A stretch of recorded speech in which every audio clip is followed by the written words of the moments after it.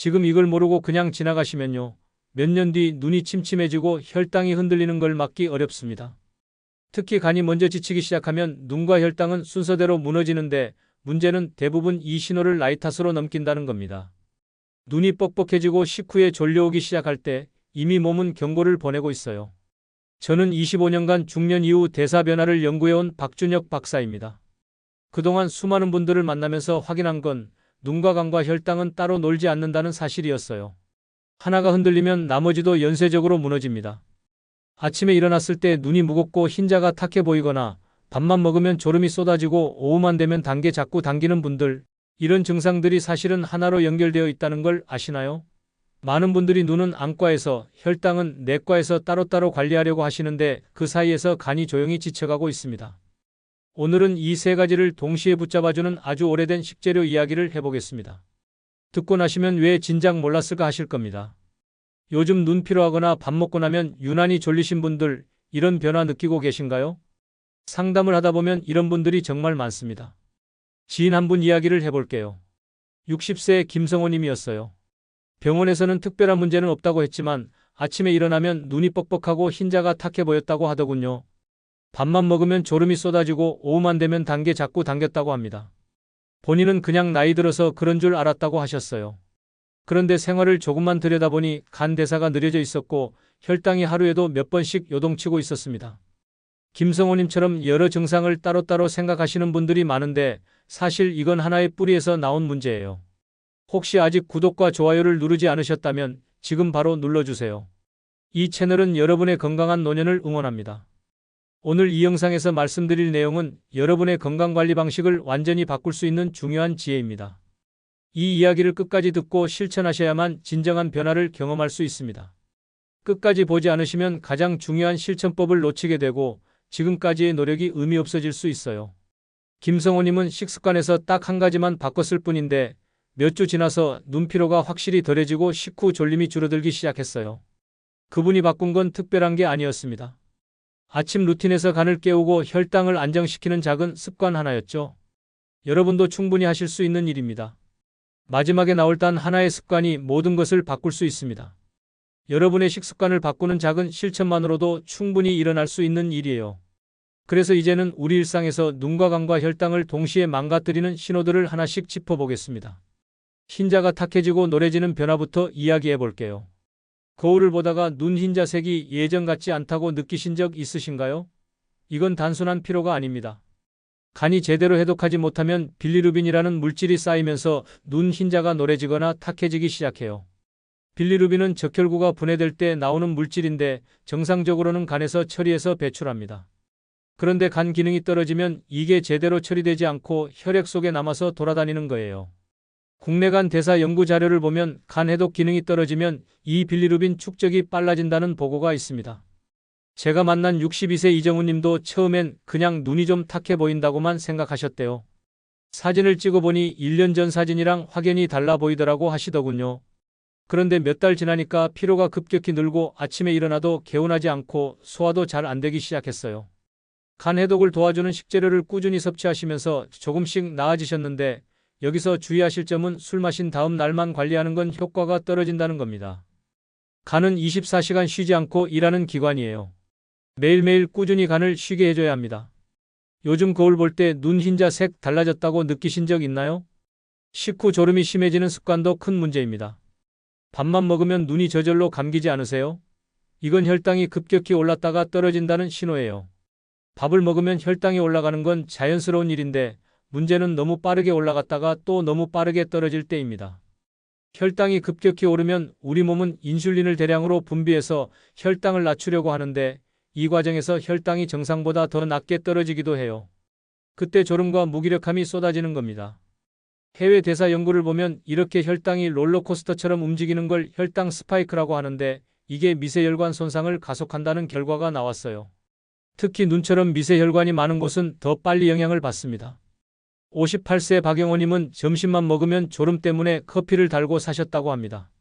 처음엔 커피 한 잔이면 괜찮았는데 나중엔 2잔, 3잔 마셔도 졸음이 가시지 않더래요. 그런데 커피로 졸음을 쫓는 건 임시방편일 뿐이에요. 오히려 카페인이 혈당을 더 불안정하게 만들 수도 있습니다. 혈당을 천천히 올려주는 식재료를 식사에 함께 곁들이면 식후 졸음이 확실히 줄어듭니다. 여기서 많은 분들이 착각하시는 게 단 음식만 줄이면 된다고 생각하시는데 그것만으로는 해결이 안 됩니다. 식사 속도와 구성이 훨씬 중요해요. 같은 양을 먹어도 천천히 씹어 먹으면 혈당이 완만하게 올라갑니다. 밥 먹고 나면 눈이 저절로 감기지 않으신가요? 눈이 쉽게 피로해지는 현상도 놓치면 안 됩니다. 눈은 우리 몸에서 가장 미세 혈관이 많은 기관이에요. 작은 혈관들이 빽빽하게 모여 있어서 혈류 공급이 조금만 흔들려도 바로 영향을 받습니다. 연구 결과를 보면 눈 망막은 심장보다도 산소 요구량이 높다고 해요. 그만큼 예민한 부위라는 겁니다. 망막 세포는 끊임없이 빛을 감지하고 신호를 처리하느라 엄청난 에너지를 소모하거든요. 그래서 혈류가 조금만 부족해도 금방 피로를 느낍니다. 65세 최성민님은 시력이 떨어진 건 아닌데 눈이 하루 종일 무겁고 피로하다고 하셨어요. 안과에 가서 검사를 해봐도 특별한 이상은 없다고 하더래요. 렌즈도 바꿔보고 안약도 써봤지만 눈만 계속 불편한 거예요.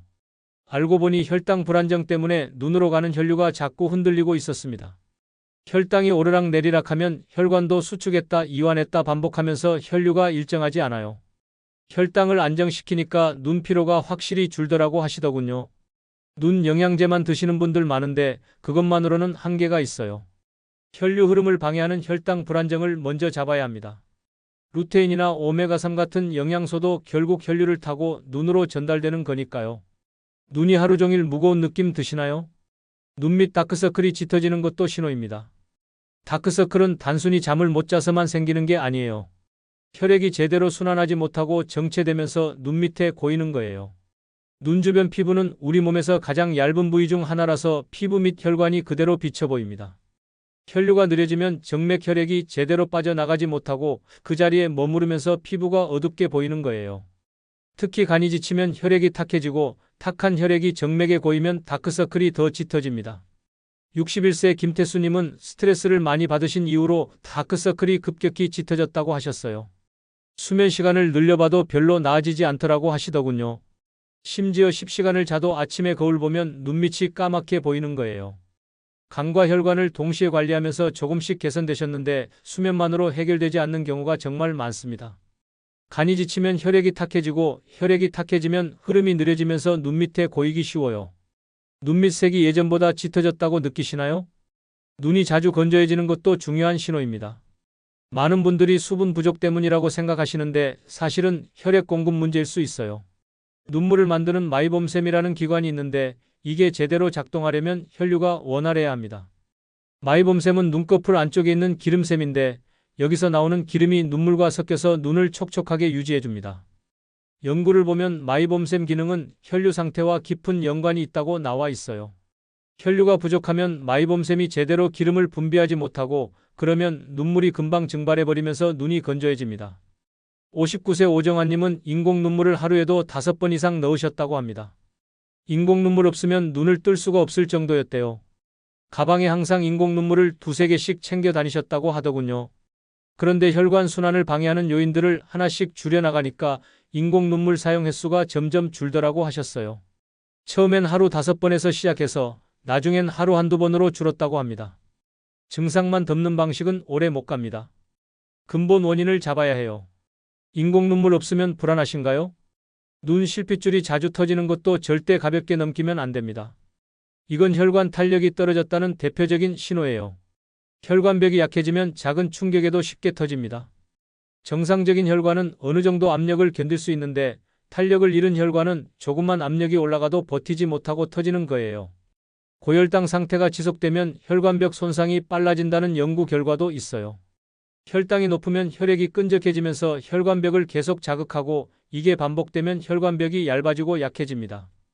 63세 윤상호님은 조금만 피곤하거나 스트레스를 받으면 눈에 빨간 선이 생겼다고 하셨습니다. 처음엔 그냥 피로 때문인 줄 알았는데 일주일에 2~3번씩 계속 반복되더라고 하시더군요. 사람들 만나기도 부담스럽고 거울 볼 때마다 신경 쓰였다고 합니다.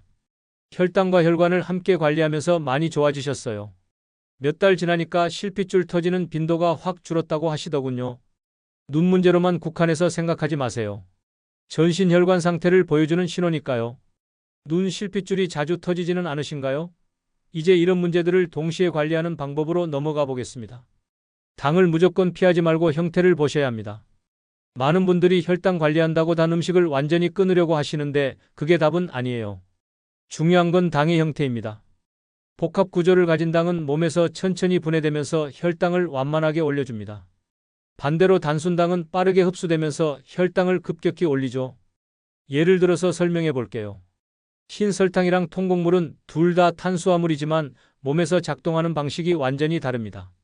흰 설탕은 몸에 들어가자마자 바로 흡수되면서 혈당을 순식간에 올려요. 그러면 몸은 급하게 인슐린을 분비하고 혈당은 또 급격히 떨어집니다. 이 과정에서 혈관이 계속 자극을 받는 거예요. 반면 통곡물은 섬유질과 함께 천천히 소화되면서 혈당을 조금씩 올립니다. 혈관 입장에서는 훨씬 편안한 거죠.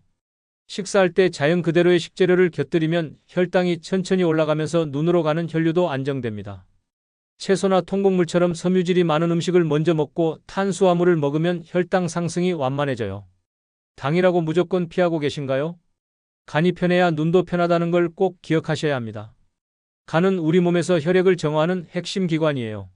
하루에 1리터가 넘는 혈액을 걸러내면서 독소를 처리하고 영양소를 저장하고 호르몬을 조절합니다. 간이 지치면 혈액이 탁해지고 탁한 혈액이 눈으로 가면서 눈피로가 급격히 늘어납니다. 눈은 깨끗한 혈액을 필요로 하는 기관이거든요. 간을 지치게 만드는 대표적인 습관이 야식과 술인데 이게 누적되면 회복이 정말 어려워요. 간은 밤에 재생되고 회복되는데 자기 직전에 음식을 먹으면 간이 쉴 틈이 없어요. 하루 이틀은 괜찮아 보여도 몇 달, 몇 년 쌓이면서 간이 조용히 무너집니다. 평소에 간 부담을 줄이는 식습관을 만들어야 해요.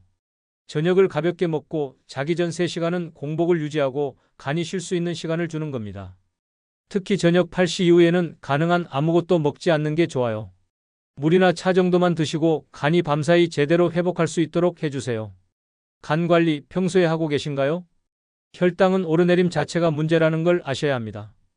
많은 분들이 혈당 수치만 보시는데 사실 더 중요한 건 변동폭이에요. 혈당이 급격히 올랐다 떨어지는 게 반복되면 혈관벽이 계속 손상을 받습니다. 혈관벽 입장에서 생각해 보세요.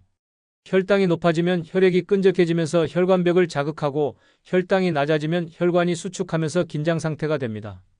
이게 하루에도 몇 번씩 반복되면 혈관이 견딜 수가 없어요. 연구에서도 급격한 혈당 변화가 미세혈관을 망가뜨린다고 나와 있어요. 식사량보다 식사 속도가 훨씬 중요합니다. 빨리 먹으면 혈당이 급격히 올라가요. 같은 음식을 먹어도 10분 만에 먹는 것과 30분에 걸쳐 천천히 먹는 건 혈당 곡선이 완전히 다릅니다. 천천히 씹으면서 먹고 혈당 완충 역할을 하는 식재료를 함께 먹으면 혈당 곡선이 완만해집니다. 완만한 혈당 곡선이 눈 건강의 핵심이에요. 혈당이 안정되면 눈으로 가는 혈류도 안정되고 눈 피로도 자연스럽게 줄어듭니다. 식후 컨디션 변화 느끼시나요? 눈 증상을 그냥 넘기지 않는 게 정말 중요합니다. 눈은 몸 상태를 가장 먼저 보여주는 창문이에요. 눈이 뻑뻑하고 피곤한 건 단순히 눈만의 문제가 아닙니다. 간이 지쳤거나 혈당이 흔들리거나 혈관이 약해졌다는 신호일 수 있어요. 몸은 증상이 심해지기 전에 먼저 경고를 보냅니다. 그 경고가 눈으로 나타나는 거예요. 많은 분들이 노안이라고만 생각하고 넘기시는데 노안과 혈관 문제는 다릅니다. 노안은 수정체가 딱딱해지면서 초점 조절이 안 되는 거고 혈관 문제는 혈류 공급이 부족해서 눈 전체가 피로한 겁니다. 증상이 비슷해 보여도 원인이 다르니까 관리법도 달라야 해요. 눈 변화를 기록해 보세요. 언제 눈이 특히 피곤한지, 어떤 음식을 먹은 날 눈이 편한지 체크하다 보면 패턴이 보입니다. 그 패턴이 여러분의 건강 지도가 되는 거예요. 예를 들어 단 음식을 많이 먹은 날 눈이 더 뻑뻑하다든지 야식을 먹은 다음 날 아침 눈이 더 무겁다든지 하는 연결고리가 보이기 시작합니다. 눈이 보내는 신호 무시하고 계신가요? 미리 관리해야 유지할 수 있다는 걸 명심하세요. 문제가 커진 뒤에는 회복이 정말 어렵습니다. 간도, 혈관도, 눈도 한번 손상되면 원래대로 돌리기 힘들어요. 간세포는 재생이 되긴 하지만 심하게 손상되면 재생 속도가 느려지고 혈관벽도 한번 약해지면 다시 튼튼해지는데 오랜 시간이 걸립니다. 그래서 증상이 가벼울 때, 아직 불편한 정도일 때 바로 잡아야 합니다. 단기간 효과를 기대하시면 안 됩니다. 3일 하고 효과 없다고 포기하시는 분들 많은데 몸은 그렇게 빨리 변하지 않아요. 세포가 교체되고 혈관이 회복되고 간이 재생되는 데는 시간이 필요합니다. 최소 2주에서 한 달은 꾸준히 해보셔야 변화가 느껴집니다. 2주 정도 지나면 아침 컨디션이 달라지고 한 달 지나면 눈 피로가 확실히 줄어들고 두세 달 지나면 전체적인 에너지 레벨이 올라갑니다. 생활 속 습관으로 가져가세요. 특별한 날만 관리하는 게 아니라 매일매일 실천하는 작은 습관이 결국 큰 차이를 만듭니다. 하루에 10분이라도 좋으니까 꾸준히 하는 게 일주일에 한 번 몰아서 하는 것보다 훨씬 효과적이에요. 지금부터 관리할 준비 되셨나요? 이제 마지막으로 오늘 내용을 전체적으로 정리해 보겠습니다. 오늘 이야기 정리해 보겠습니다. 많은 분들이 눈 문제는 눈만, 혈당 문제는 혈당만 관리하려고 합니다. 하지만 실제로는 간이 지치고 혈당이 흔들리면서 혈관이 망가지고 그 결과가 눈으로 먼저 나타나는 거예요. 이 세 가지는 따로 놀지 않습니다. 하나가 무너지면 나머지도 연쇄적으로 무너지는 구조입니다. 그래서 눈만 보거나 혈당만 보는 관리로는 한계가 있어요. 전체를 봐야 합니다. 잘못된 관리를 계속하면 어떻게 될까요? 눈은 점점 더 침침해지고 뻑뻑해집니다. 아침에 일어나도 눈이 무겁고 오후만 되면 눈을 뜨고 있기 힘들어요. 피로는 계속 쌓입니다. 아무리 자도 개운하지 않고 조금만 움직여도 지쳐서 쓰러질 것 같아요. 혈관은 점점 약해집니다. 눈 실핏줄은 자주 터지고 다크서클은 짙어지고 결국엔 더 큰 혈관 문제로 이어질 수 있습니다. 이런 악순환이 반복되는 거예요. 반대로 제대로 관리하면 어떻게 될까요? 눈이 확실히 덜 피로해집니다. 아침에 일어났을 때 눈이 가볍고 하루 종일 눈을 뜨고 있어도 불편하지 않아요. 식후 졸림이 줄어듭니다. 밥을 먹어도 정신이 또렷하고 오후에 커피 없이도 활동할 수 있게 돼요. 하루 에너지가 안정됩니다. 아침부터 저녁까지 컨디션이 일정하게 유지되면서 활동량이 자연스럽게 늘어나요. 혈관이 튼튼해지면서 눈 실핏줄도 잘 안 터지고 다크서클도 옅어지고 전반적인 순환이 좋아집니다. 이게 제대로 된 관리의 결과입니다. 오늘 당장 실천할 한 가지를 말씀드리면 몸을 흥분시키는 관리보다 완만하게 조절해주는 습관을 선택하라는 겁니다. 혈당을 급격히 올리는 음식 대신 천천히 올리는 음식을 선택하고 간을 한꺼번에 혹사시키는 식사 대신 부담을 나눠주는 식습관을 만들고 눈을 자극하는 환경 대신 쉬게 해주는 환경을 만드는 거예요. 이 작은 선택 하나하나가 쌓이면서 몇 주 후, 몇 달 후 완전히 다른 컨디션을 경험하게 됩니다. 제가 만난 많은 분들이 이 방법으로 변화를 경험하셨어요. 처음엔 반신반의했지만 꾸준히 실천하면서 눈이 편해지고 피로가 줄고 하루가 가벼워지는 걸 직접 느끼셨죠? 여러분도 충분히 하실 수 있습니다. 특별한 재료나 복잡한 방법이 필요한 게 아니에요. 지금 있는 식재료로 지금 할 수 있는 작은 습관 변화로 시작하시면 됩니다. 중요한 건 꾸준함입니다. 3일 하고 말 게 아니라 한 달, 두 달, 석 달 계속 이어가는 거예요. 그러면 몸이 변합니다. 눈도 변하고 피로도 변하고 전체 컨디션이 변해요. 다음 영상에서는 이 식재료를 어떻게 먹어야 효과가 유지되는지 실제 생활 적용법을 자세히 알려드리겠습니다. 아침에 어떻게 먹고 점심엔 뭘 곁들이고 저녁엔 어떻게 마무리해야 하는지 구체적으로 보여드릴게요. 그 영상까지 보시면 완벽하게 실천하실 수 있을 겁니다. 오늘 내용 공감되셨나요? 혹시 지금 눈이 피곤하거나 식후 졸림을 겪고 계신 분들, 여러분의 생각도 댓글로 남겨주세요. 지금 바로 관리 시작하실 건지 아니면 좀 더 지켜보실 건지 솔직하게 말씀해 주시면 큰 힘이 됩니다. 댓글로 함께 이야기 나눠봐요.